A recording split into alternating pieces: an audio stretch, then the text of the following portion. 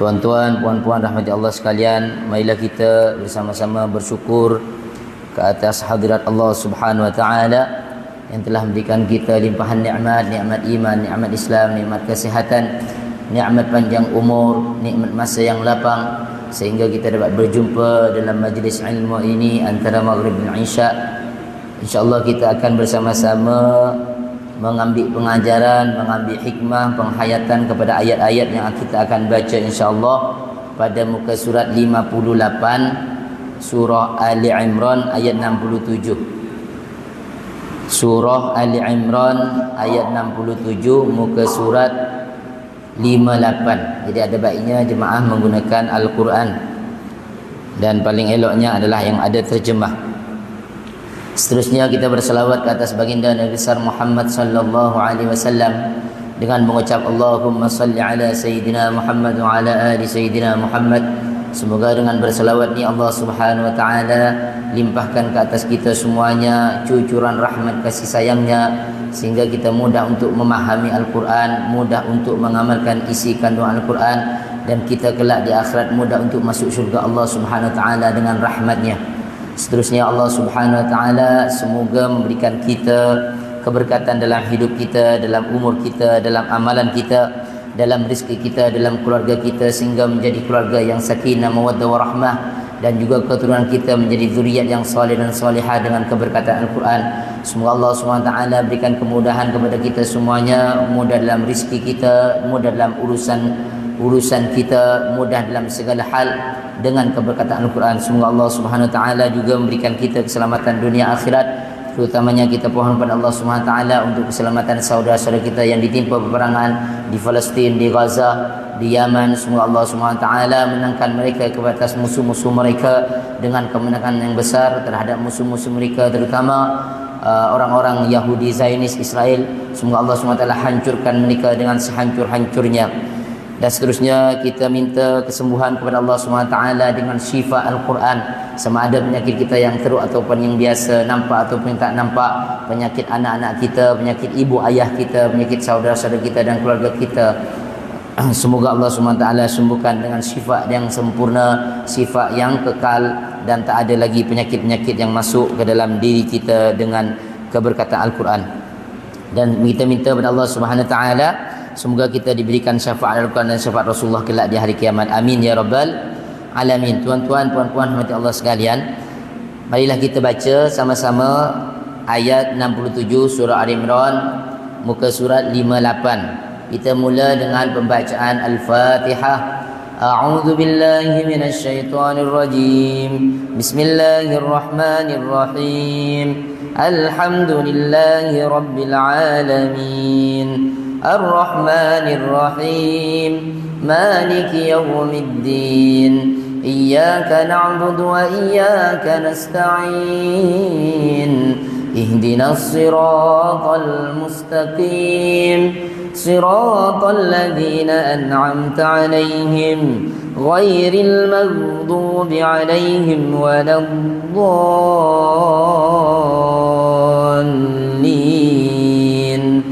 آمين. أعوذ بالله من الشيطان الرجيم. ما كان إبراهيم يهوديا ولا نصرانيا ولكن كان حنيفا مسلما وما كان من المشركين. ما كان إبراهيم يهوديا, tak ada Nabi Ibrahim itu Yahudian, iaitu beragama Yahudi, wala Nasraniyan, dan tak ada juga dia beraliran Nasrani atau Kristian. Walakin kana hanifan muslima, akan tapi Nabi Ibrahim itu adalah orang yang beragama lurus, cenderung kepada kebenaran, musliman, iaitu muslim. Wa ma kana minal musyrikin, dan dia tiada daripada golongan orang-orang yang mensyirikkan Allah Subhanahu wa taala. Maha benar Allah dengan segala firman-Nya.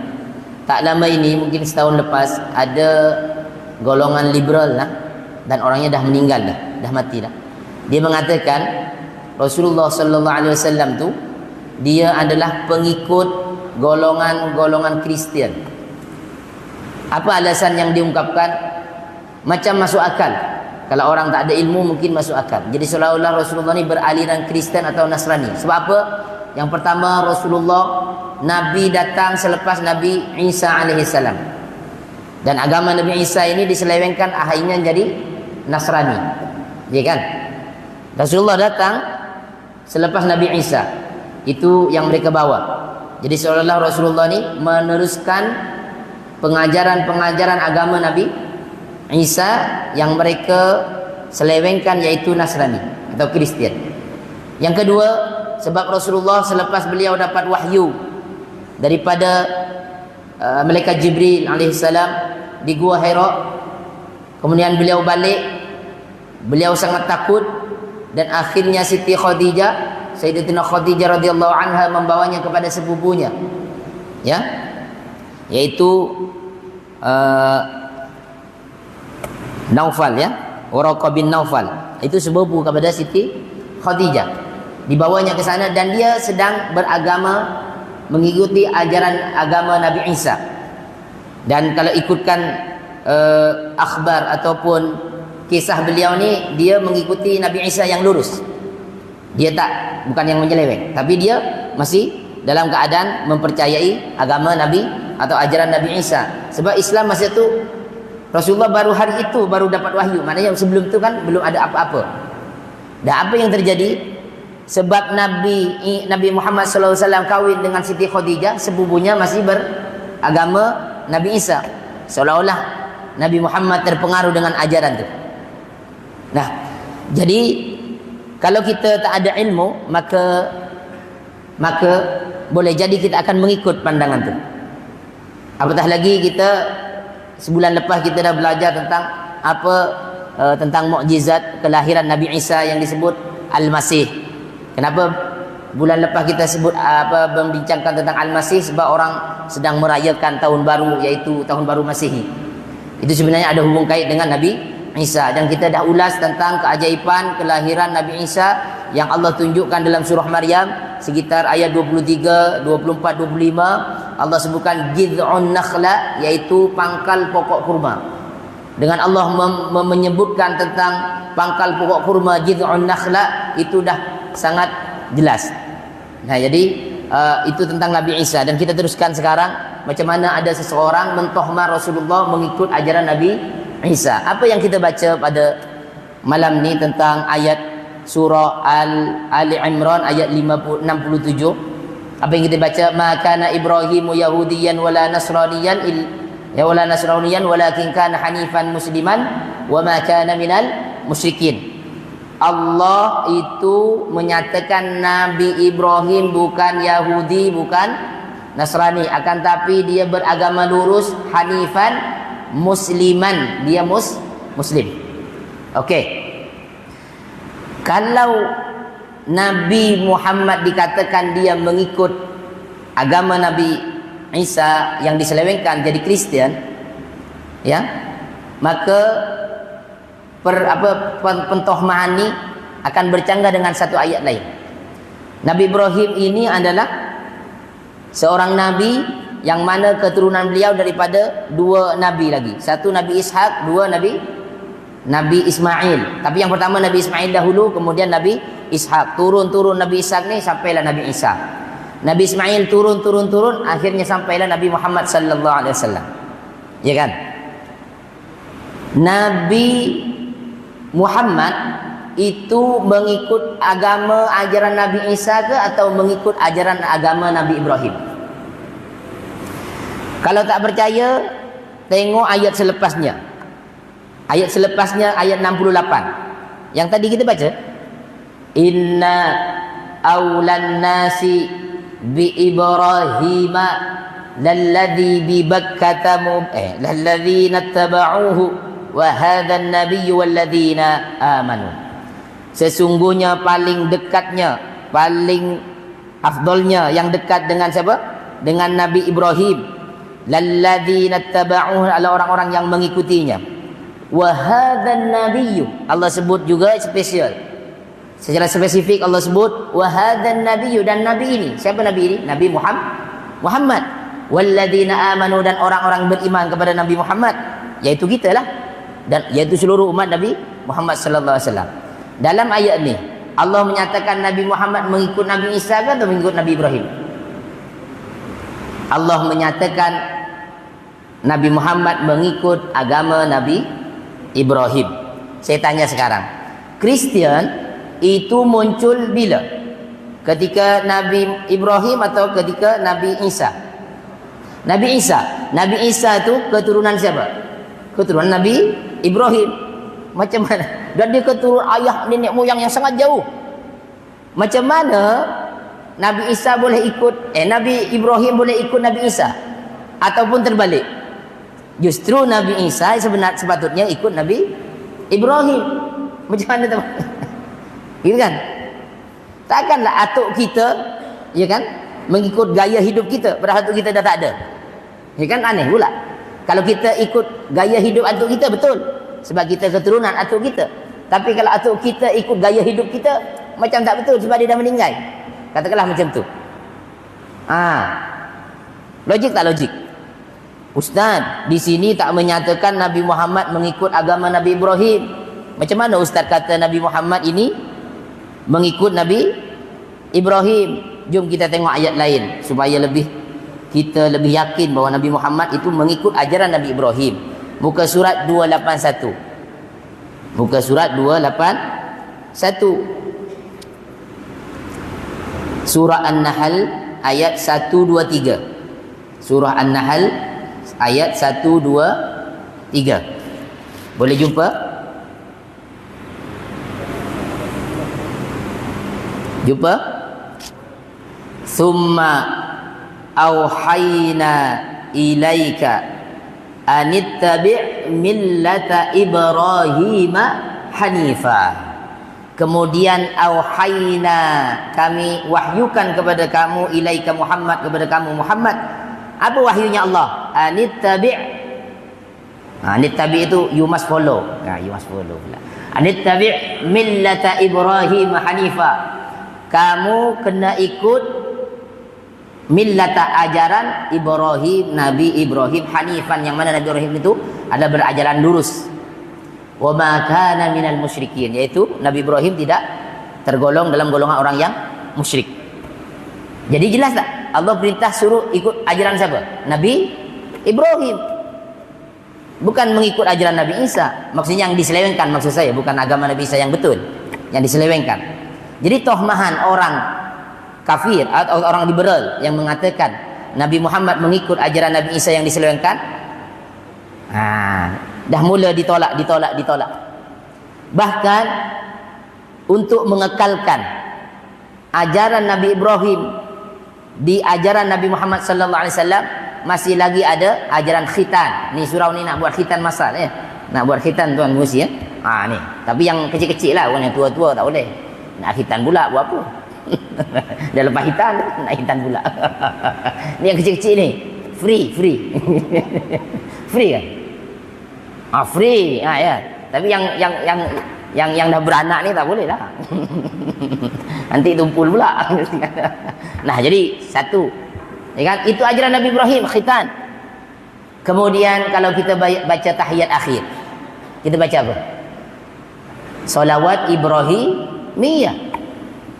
Allahumma salli ala Sayyidina Muhammad wa ala ali Sayyidina Muhammad kama sallaita ala Sayyidina Ibrahim. Jelas. Kita baca setiap solat. Maknanya kita mengikut ajaran Nabi Ibrahim. Dan Nabi Ibrahim tak, Allah bantah, dia bukan Yahudi, dia bukan Nasrani. Tertolak tak? Tertolak.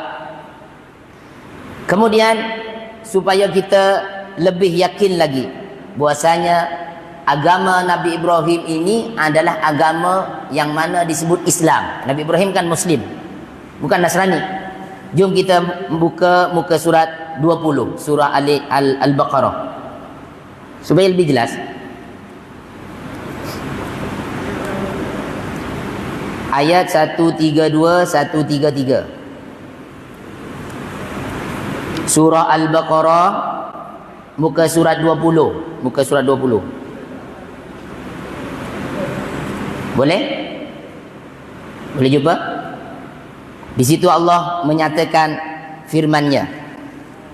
Wa wassa biha Ibrahim banihi wa Yaqubu ya baniya innallaha astafa lakumud dina fala tamutunna illa wa antum muslimun. Nabi Ibrahim berwasiat dengan ajaran Nabi Ibrahim, dengan ajaran tu banihi kepada anak-anaknya, wa Yaqub dan Nabi Yaqub kepada juga, dia berkata ya bunayya, wahai anak-anakku, innallaha astafa lakumuddin, sesungguhnya Allah telah memilihkan untuk kalian ad-din, agama.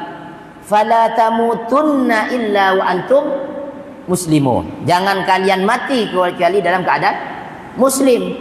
Dia tak kata jangan mati kecuali dalam keadaan Yahudi. Kan? Dia jangan mati kecuali dalam keadaan Nasrani misalnya. Tak ada kan? Tak ada.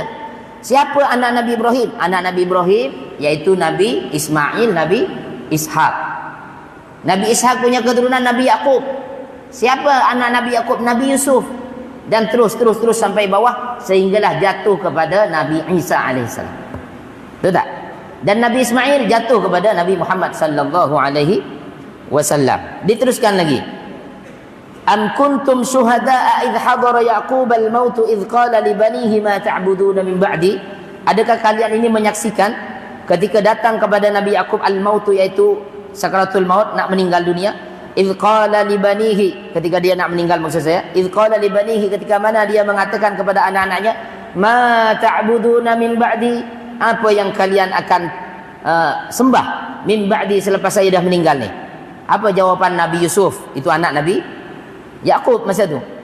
Qalu na'budu ilahaka, kami akan menyembah Tuhanmu wahai ayahku, wa ilaha abaika, dan Tuhan nenek moyangmu. Siapa nenek moyangnya? Ibrahim, Nabi Ibrahim, wa Ismail, Nabi Ismail, wa Ishaq, dan Nabi Ishaq, ilahan wahidan, Tuhan yang satu, wa nahnu lahu muslimun, dan kami semua ni muslim. Nabi Yaqub sebut dirinya muslim, Nabi Yusuf sebut dirinya muslim, muslimun. Nabi Ibrahim muslim, Nabi Ismail muslim, Nabi Ishaq muslim. Macam mana mereka mentohmah Nabi Isa menjadi Nasrani? Macam mana mereka ini mentohmah Nabi Musa sebagai Yahudi? Allah tolak semuanya. Keturunan Nabi Ibrahim dengan Nabi Ibrahim semuanya adalah muslim. Okey. Nak lebih mantap lagi, jom kita tengok ayat lain. 341. 341. Buka surat 341, surah Al-Hajj ayat 78. Ini jadi ulama ni macam ni. Tengok Quran, belek-belek Quran ni kan. Ulama ni. Kalau tulis boleh jadi satu buku. Kan? Ni kerja ulama macam ni. Boleh ya? Jumpa ayat 78. Ayat 78 surah Al-Hajj. Muka surat 341. Di situ saya tak nak baca semua ya, panjang sangat. Ya, millata ada di situ, agak dibaca agak ke tengah sikit. Millata abikum Ibrahim. Ajaran ayah kalian Ibrahim, yaitu Nabi Ibrahim. Di situ disebut huwa sammakumul muslimina min qablu. Jumpa tak? Huwa sammakumul muslimina min qablu. Dialah Allah yang memberi nama kalian wahai umat Muhammad al-muslimina min qablu, yaitu dengan nama muslim, kaum muslimin, min qablu, sebelum Quran ni ada lagi, sebelum Quran ni turun lagi. Maknanya nama kita ni sebagai orang Muslim ada di kitab Taurat, ada di kitab Injil, ada di kitab Zabur. Allah sebut kamu dah nama Muslim dulu lagi sebelum Quran turun. Maknanya Nasrani baru ada ketika Nabi Isa ditohmah sebagai anak Tuhan. Itu je. Sedangkan kita diberi nama oleh Allah Muslim dahulu lagi. Maka orang liberal tu yang membawa satu kisah tentang Nabi Muhammad datang selepas Nabi Isa, dia pusing sikit. Kemudian Nabi Muhammad kahwin dengan Siti Khadijah. dia kahwin dengan sepupunya masih ikut ajaran Nabi Isa lagi, ya. Waraqah, ya, Waraqah bin Naufal, saya lupa namanya, takut silap. Nah, jadi itu apa? Itu kalau orang tak faham tentang benda ni, maka dia akan boleh senang terikut, mudah terikut pemahaman tu. Boleh, ya? Jadi nabi-nabi ni semuanya, kalau di Quran memang hanya Nabi Ibrahim je yang sampai Nabi Ibrahim je yang disebut Muslim tu. Tapi yang lain Ustaz tak disebut. Nabi Nuh misalnya, Nabi Hud, Soleh misalnya, Nabi Idris, kemudian Nabi Adam, itu tak ada. Seingat saya, kalau cari pun Muslim, kata-kata Muslim itu tak ada. Tapi meskipun tak ada dalam Quran, ada sebuah hadis. Saya baca hadis. Ini hadis Bukhari. Ini hadis Bukhari. Saya baca hadisnya. Kalau tadi dari Quran, sekarang dengar hadis. Ana aulan nasi bi Isa bin Maryam fid dunya wal akhirah.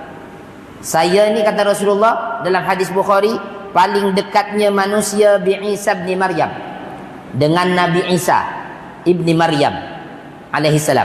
Sebab apa? Yalah, sebab dia memang lepas Nabi Isa kan, paling dekatlah.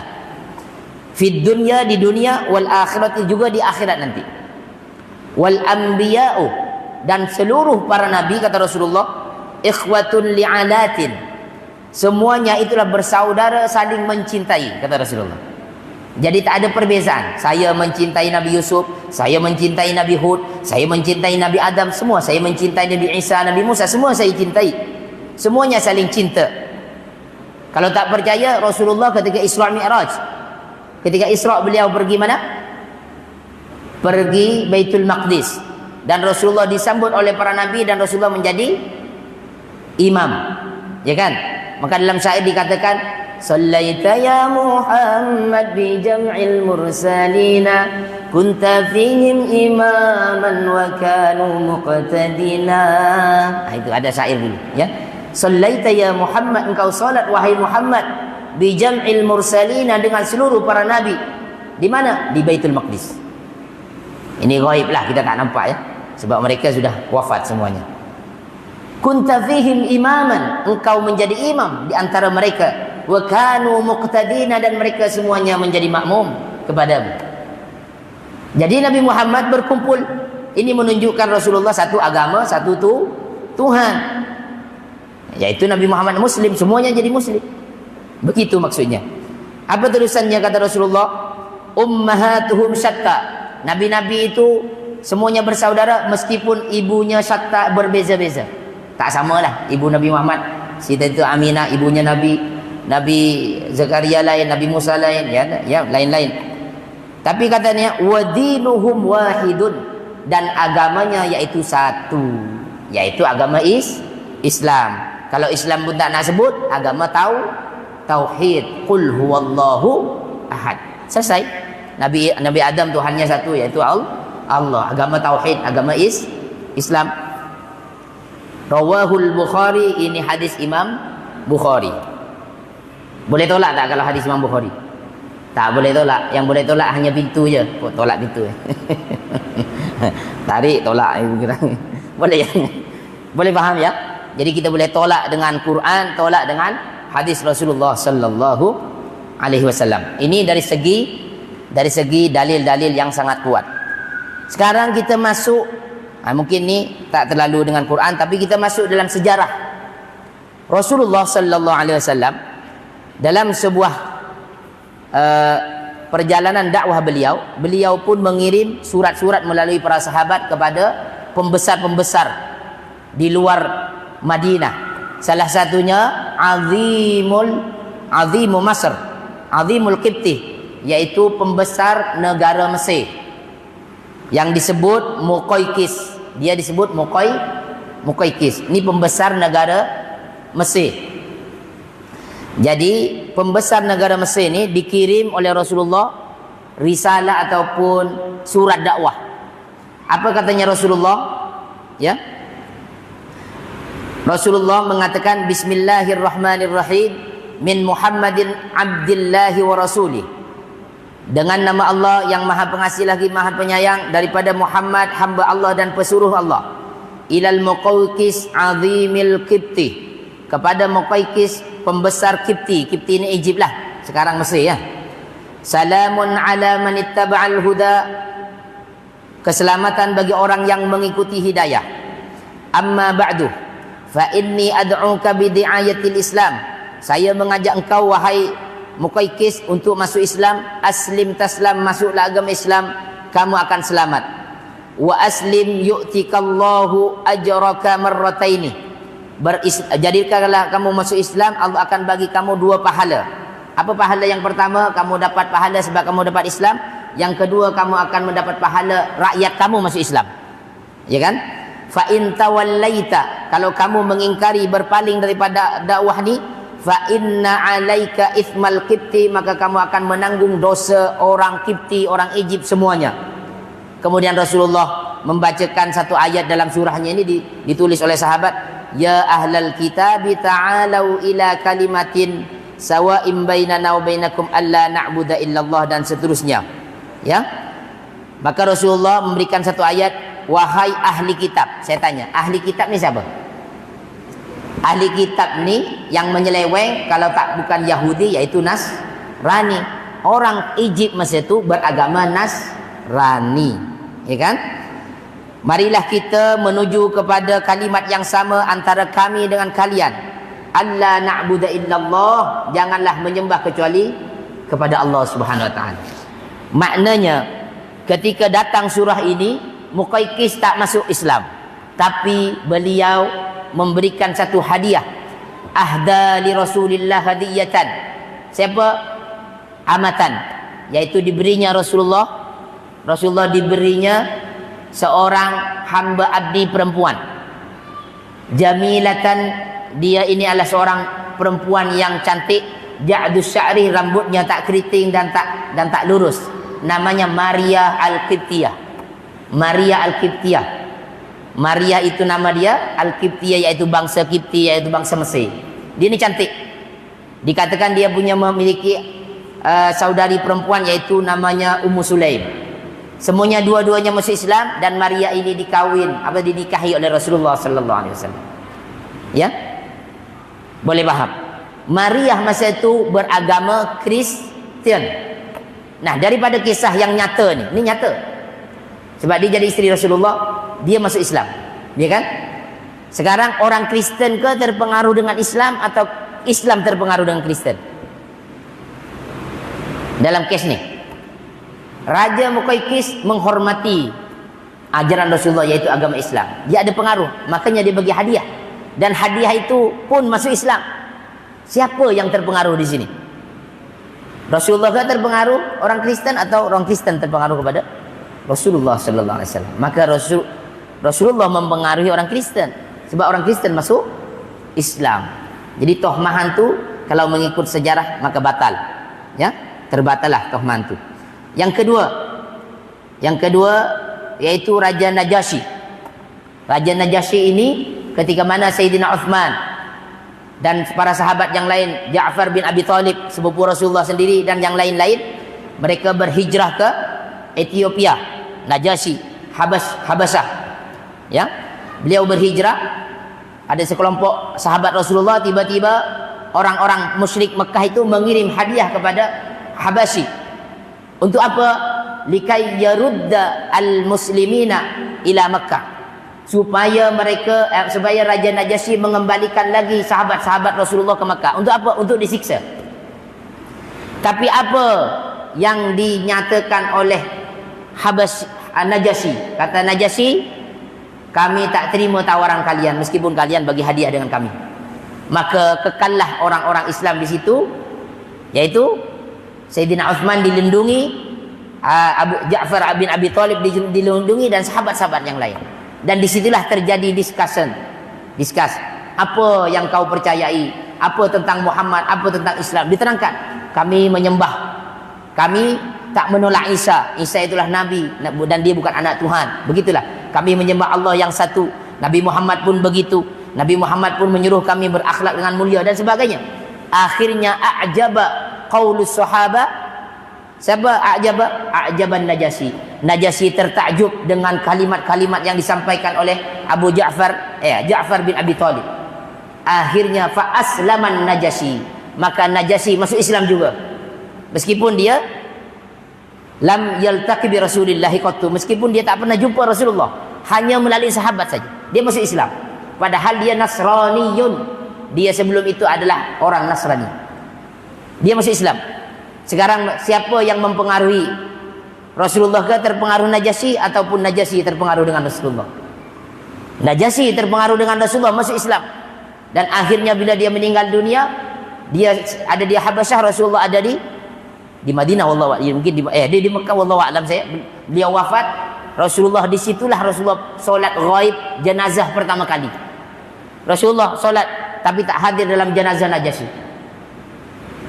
Boleh difahami? Ini singkat cerita macam tu ya. Kemudian yang last ni cerita tentang Waraqah ke Naufal bin Waraqah. Kejap, saya tengok. Waraqah bin Naufal, nama dia Waraqah bin Naufal, yang dia sepupu kepada Sayyidatina Khadijah, isteri Rasulullah, yang mana sebelum Islam betul-betul datang, dia masih mengikut ajaran agama Nabi Isa, yang bagi saya yang lurus lah. Sebab bila Rasulullah datang, ini ceritanya. Ini panjang hadisnya, saya baca singkat-singkat supaya lebih senang. Katanya ketika Rasulullah tu ketakutan, ya kan, akhirnya Siti Khadijah bawa dia ni kepada Waraqah bin Naufal, kepada sepupunya. Apa katanya Waraqah ketika datang malaikat Jibril tu? Hadzan namusul ladzi nazzalallahu ala Musa. Ini ni malaikat yang turun kepada Musa, sama dengan yang turun kepada kamu, yaitu malaikat Jibril. Kata dia, ni singkat cerita, laitani akunu hayyan. Seandainya dia dah tua mungkin, laitani akunu hayyan, seandainya saya ni masih hidup lagi, id yukhrijuka qaumuka, ketika mana mengusir kamu, kaum kamu Muhammad nanti. Jadi dia dah tahu dalam Injil dia, Nabi Muhammad yang akan diusir oleh kaumnya. Dia percaya, maknanya dia ajaran yang lurus lagi nih. Apa kata dia? Saya singkat lagi, wa iyyudrikuni yaumuka, kalau kamu nanti diusir dan saya masih dapat hari-hari kamu itu diusir nanti, atau kamu dicaci maki, atau kamu disiksa oleh orang-orang kafir, ansurka nasran mu'azzaran, saya pasti akan menolong kamu dengan pertolongan yang kuat, yang kokoh. Maknanya dia nak ikut Rasulullah kan, nak ikut Nasrani. Terpengaruh dengan Rasulullah kan, terpengaruh dengan Nasrani. Waraqah, dia terpengaruh dengan Rasulullah, terbalik. Macam mana orang liberal dia kata, sebab Siti Khadijah punya sepupu, macam tu. Maka katanya, thummalan yamshab Waraqatu an tuwfiya wa fataral wahyu. Nah, jadi tak lama daripada tu Waraqah ini mungkin tak sempat dapat lama dengan Rasulullah, an tuwfiya, dia mati. Jadi maknanya dia tak dapatlah hari-hari Islam, dakwah Islam di Mekah waktu itu. Dan dia dah mati awal.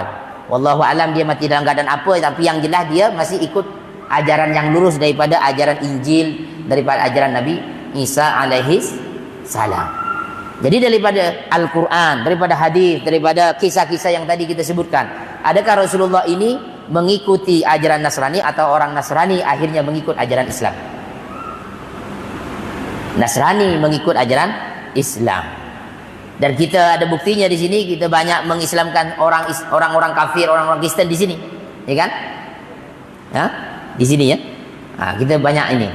Dan ada kawan tuan pengurusi dulu tu, ya, namanya Royan, ya, Royan. Royan ni orang Kristen, orang Buddha ke Kristen? Royan tu Kristen, Dia Kristen, dia Chinese lah. Dia Kristen tapi boring dengan Kristen, dia atheist. Jumpa dengan tuan pengurusi ni, kawan dia dah. Dia kata, kalau awak atheist ni bagus, kata dia. Bagus pula, orang Penang kan bagus, kata dia. Kenapa bagus pula, kata dia? Orang atheist kan tak percaya Tuhan. Bagus, kata dia. Itu maknanya awak ni separuh Islam. Dia pun pelik. Separuh Islam, kata dia. Ya, sebab dalam Islam itu nak masuk Islam, la ilaha illallah. Jadi kalau dia kata tak ada Tuhan, itu hanya sampai la ilaha saja. Maknanya separuh Islam.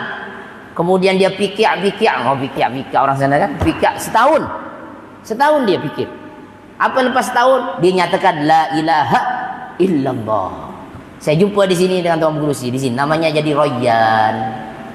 Royan ni orang yang minum dahaga karena dia orang-orang berpuasa, ya. Dan nanti di syurga ada pintu Rayyan. Macam haji ni suka puasa, nanti masuk pintu syurga namanya Rayyan. Sebab dia haus di dunia, nanti di akhirat masuk pintu yang tak haus. Puas minum, dah tak ada harga lagi. Nah, dia ambil nama Rayyan. Saya jumpa orangnya. Dia Kristen masuk ya, jadi boleh fahami dari tak percaya Tuhan sampai dia mengikut agama Islam. Jadi boleh ya. Jadi saya fikir cukup sampai sini. Jadi kalau ada orang liberal kata macam tu, kita tolak terus ya. Sebab dia memang menyeleweng. Rasulullah tak mengikuti agama Kristen, tapi Rasulullah tetap Islam dari dulu, mengikut Nabi Ibrahim. Dan Nabi Ibrahim, semua para nabi adalah satu saudara meskipun umatnya berbeza, yaitu dinuhum wahid, agamanya satu, agama Islam, agama tauhid. Rawahul Bukhari, yaitu hadis Imam Bukhari. Hakadha minni, silap saya minta maaf. Apa yang baik daripada Allah Subhanahu wa taala, yang buruk daripada saya, kita doa bersama-sama. Allahumma alimna ma yanfa'una wanfa'na bima 'allamtana wa zidna ilman walhamdulillah ala kulli hal. Rabbi zidna ilma warzuqna fahma. Ya Allah, berikanlah kami ilmu yang bermanfaat, jadikan manfaat ilmu yang kau beri kepada kami, manfaat kepada kami dan juga orang lain. Berkati kami dengan Al-Quran, muliakan kami di dunia dan akhirat dengan kemuliaan Al-Quran. Ampuni dosa-dosa kami dengan keberkatan Al-Quran. Maafkan kesalahan-kesalahan kami dengan keberkatan Al-Quran. Terimalah taubat kami taubatan nasuha dengan keberkatan Al-Quran.